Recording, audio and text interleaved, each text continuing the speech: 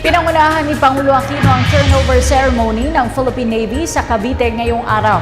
Sa mensahe ng Pangulo, kinilala ang bayanihan ng hukbong dagat nung nanalasa ang Super Typhoon Yolanda.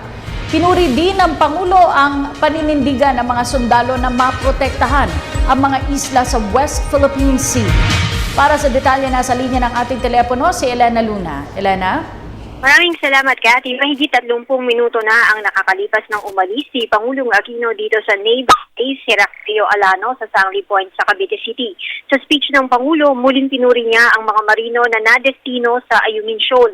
Sa ginawang change of command dito sa Sangley Point, nagpahayag ang Pangulo ng kanyang pagsaludo sa lahat ng naging bahagi ng tagumpay sa pag-uwi ng 9 na Marines at pagpapalit ng mga marinong nagbabantay doon.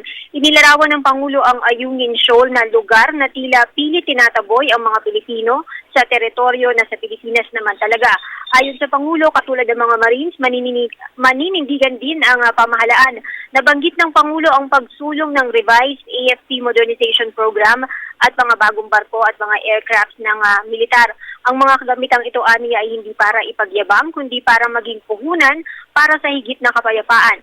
Sa pagbaba sa pwesto Admiral Jose Luis Alano, pinuri ng Pangulo ang liderato ni Alano, lalo pat natapat ang kanyang pamumuno sa panahon ng kaguluhan sa Zamboanga, Lindol sa Bohol at Cebu at mga bagyong Pablo at Yolanda.